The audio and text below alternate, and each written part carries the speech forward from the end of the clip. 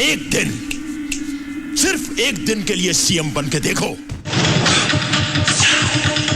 ठीक है सर, एक दिन के लिए मैं आपकी कुर्सी पर बैठकर देखूंगा। I am unpredictable.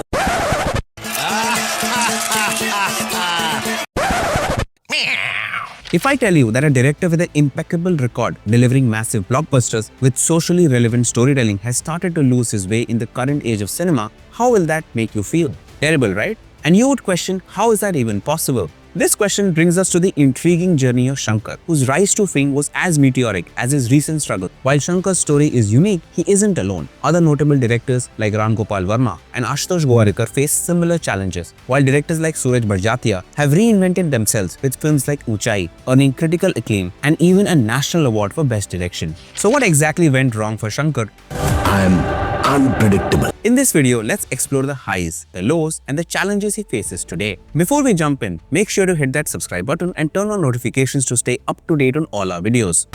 Please, I kindly request. Let's get started.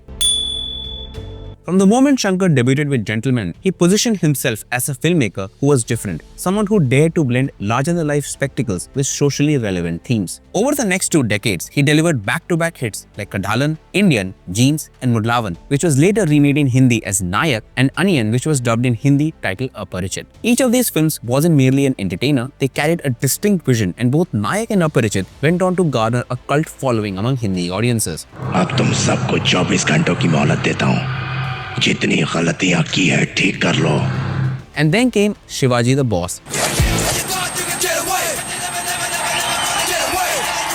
His magnum opus with superstar Rajnikant, which shattered records and cemented Shankar's reputation as a master of spectacle.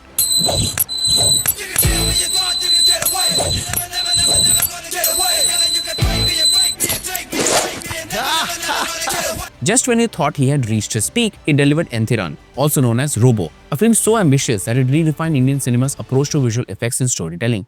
Speed 1 terahertz. Memory 1 zettabyte. To this day, no other film in Indian cinema has matched its level of detailing in technology and robotics. So Shankar didn't just make movies, he crafted spectacles that audiences loved, critics applauded, and the box office rewarded generously. Post Enthiran, Shankar's projects started showing signs of creative decline. While I was a visual extravaganza, critics and audiences felt the narrative lacked the emotional punch of his earlier works. The focus shifted heavily towards the spectacle, leaving behind the heart and soul that made his film so relatable. The much anticipated 2.0, the sequel to Enthiran, had its moments but didn't quite live up to the colossal expectations. Audiences were dazzled by the spectacle but found the story overly simplistic and the characters underdeveloped. The charm and emotional resonance of Enthiran were noticeably missing, and while 2.0 performed well at the box office, the mixed reviews pointed towards a worrying trend. Shankar the master storyteller was being overshadowed by Shankar the showman. Indian cinema's landscape has undergone a seismic shift over the past decade, and the COVID-19 pandemic accelerated this transformation. During the pandemic, thanks to the rise of streaming platforms, audiences were exposed to a wealth of content from across the globe, creating a demand for fresh-rooted and character-driven storytelling that balances authenticity with innovation. Directors like S.S. Rajamouli, Sandeep Reddy Vanga, Lokesh Kanagaraj, and Prashant Neel redefined the blockbuster template by prioritizing storytelling over spectacle, even in larger-than-life settings. Films like RRR and Kantara didn't just succeed because of their grandeur, they thrived because they connected emotionally with audiences. Meanwhile, the pandemic forced filmmakers to reconsider their approach to storytelling. With audiences increasingly seeking meaningful content, even filmmakers like Suraj Barjatia adapted, breaking away from his usual family dramas to deliver Unchai, a grounded, heartfelt tale that earned critical acclaim and a National Film Award for Best Direction. On the other hand, Shankar is caught in a time loop. His reliance on mundane topics, as seen in the debacle of Indian 2 and the atrocious Game Changer, is proof that his cinema feels dated in a world that now values intimacy and relatability in narratives. Smaller, character-driven films like Tumbad and Drishyam have demonstrated that strong storytelling can create just as much impact as big-budget spectacles. Plot-driven films like Lapata Ladies, Manjuval Boys, and Maharaja have further underscored this shift, proving that strong narratives rooted in authenticity can captivate audiences without relying on star power.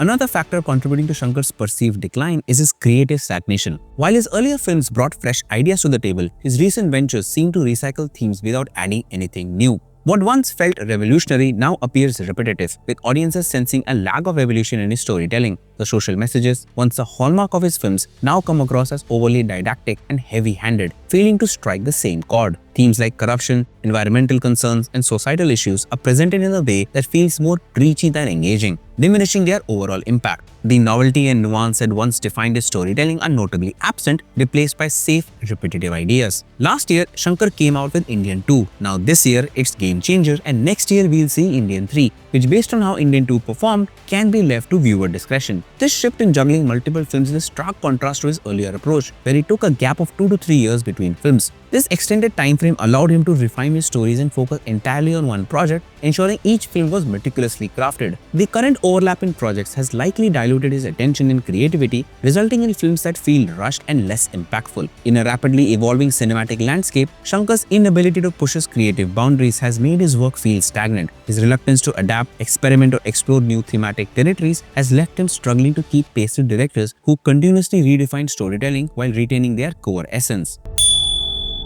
Another factor contributing to Shankar's struggles is the immense burden of expectations that comes with being a legendary filmmaker. Over the years, Shankar's films have set benchmarks for innovation and cinematic scale, creating a legacy that is both his biggest strength and his heaviest burden. Every new project is expected not just to beat but surpass his previous achievements, placing him under enormous pressure to deliver something extraordinary each time. This constant demand for perfection can hinder creativity, as the fear of falling short often leads to overcomplication. Instead of focusing on bold experimentation or crafting intimate, relatable narratives, Shankar may feel compelled to cater to audience expectations tied to his name. Moreover, this pressure has also magnified Shankar's missteps. A mediocre film from a lesser-known director might fly under the radar, but for someone of Shankar's stature, even minor flaws are scrutinized intensely. So what lies ahead for Shankar? The road ahead for Shankar seems fraught with challenges, and much of his future hinges on Anniyan 3, which will come on the back of 2 box office failures, Anniyan 2 and Game Changer, casting a shadow over the sequel. Shankar's ability to bounce back will depend on how Anniyan 3 is presented to the audience. Telling the same style of story in a novel way can be one of the ways to bounce back